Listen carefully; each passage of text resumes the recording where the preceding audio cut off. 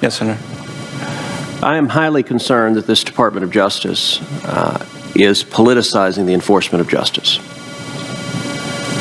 You've discussed how there is a priority focused on elections, and I recognize that there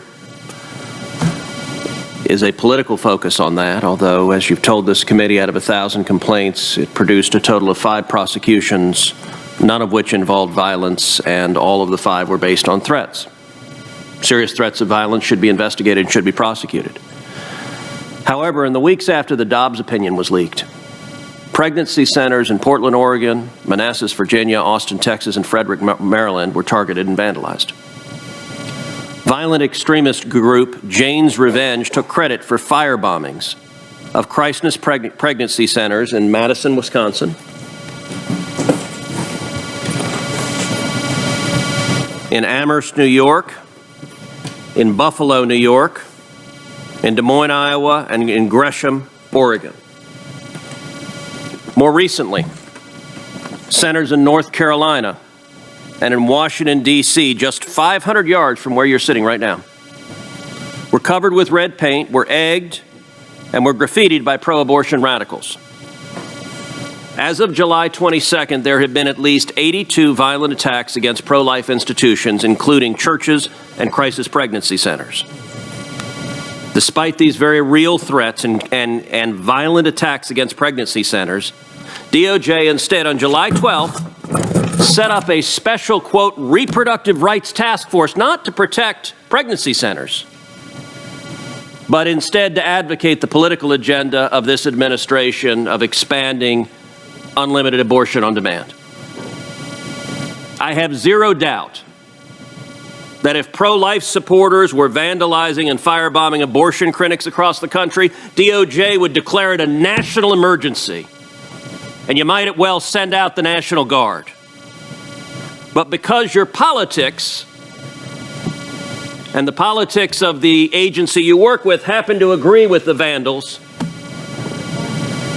there has been no task force, there has been no priority.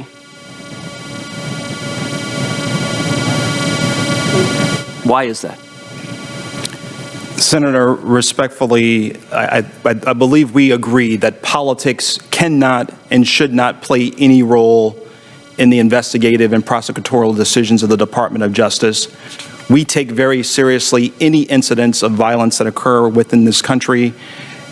I can tell you that those incidents that you're reflecting upon, if they are ultimately being considered by the Department of Justice, they will be taken. Hold on a second. If they're being considered, you don't know sitting here today if they're being considered? Senator, a number of these incidents are priorities in the focus not just of the criminal division, but of the civil division as well as our civil rights division. Is there a task force?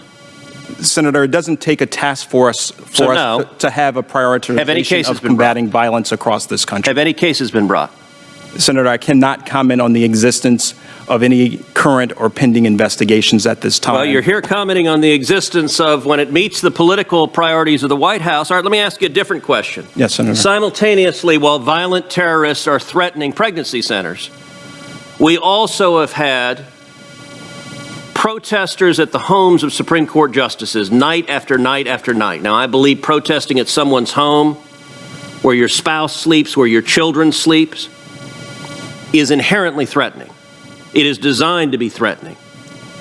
And we know the violent rhetoric with the encouragement of Democratic members of Congress resulted in at least one deranged individual traveling from California to Maryland to attempt to murder Justice Kavanaugh. Now, as it so happens, Congress has addressed this issue. It's passed 18 U.S.C. Section 1507, making it a crime to protest at the home of a Supreme Court justice while a case is pending. Night after night after night, these protesters committed federal crimes on national television. Why has the Department of Justice refused to enforce 18 U.S.C. Section 1507? Senator, very recently, the U.S. Attorney's Office in Maryland, in fact, has prosecuted a defendant for unlawful conduct in front of the home of one of our Supreme Court justices. So one person? To date, there has been one prosecution. And what about the hundreds of others? All of whom have violated the law. On the face of it, it's not complicated. The law is very clear. Why does the Department of Justice pick and choose which laws to enforce, which criminal laws to enforce, and why does it seem to exactly follow the pattern of the partisan preferences of the Biden White House? Again, Senator, politics shouldn't play and does not play any role in our prosecutorial decisions. What I will also add is that our Attorney General has increased the U.S. Marshal Service's resources but that why are brought has there to bear been to only one protect our Supreme prosecution Court's under Section justices. 1507? Why have there not been any others? Senator, Does the department believe the law is unconstitutional? And if not, why are you refusing to enforce it? respectfully, Senator, I disagree that we've chosen not to enforce it. Again, there's been one prosecution of a out of defendant. hundreds. What about the rest of the hundreds? Senator, again, I cannot comment on the current status of potential investigations in this area. Final question, was the one prosecution you referenced a 1507 prosecution, or was it something else? I don't believe it was under that statute. So you haven't brought a single one? Again, I believe the conduct itself was the focus of the prosecution that you're raising. I think you need to follow the law. There are no further senators seeking questions. Political violence in furtherance of any cause is unacceptable.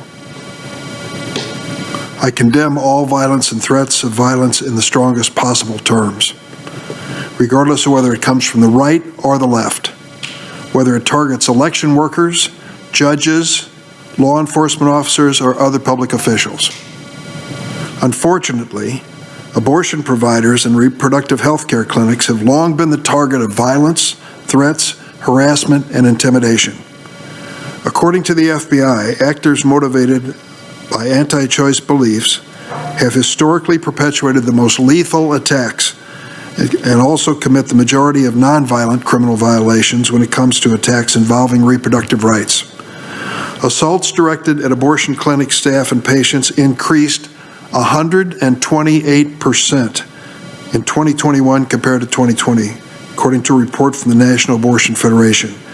Beyond the surge of assaults outside of clinics, the study also documented a 600% increase in stalking, 63% increase in burglary, 54% increase in vandalism, 163% increase in hoax devices or suspicious packages, 80% increase in bomb threats, 128% increase in invasions, including instances in which protesters forcefully entered clinics, and an increase in hate mail, harassing phone calls, and death threats. We know the FBI is investigating attacks and threats of violence following the overturning of Roe v. Wade and is working with local law enforcement. We need to take seriously all these violent threats. And I might add that this committee has passed legislation, sent it to the floor, which would provide additional resources to protect all federal judges after a terrible incident occurred in New Jersey. That measure has been on the floor for weeks at a time. It is being held up by one senator from the Republican side. That is a fact. We're trying our best to put the resources to protect our judges. We need cooperation on both sides of the aisle to achieve that. And I'll close by saying, as important as all of these issues of violence are, the nature and purpose of this hearing was to address the undermining of the integrity of America's election system. I happen to think that's fundamental too, and it goes to the heart of our constitutional form of government. I now thank the panel for their testimony. You may receive some written questions. I hope you'll respond to them in a timely way. Thank you very much. Ask the staff to set up the second panel for their testimony as well.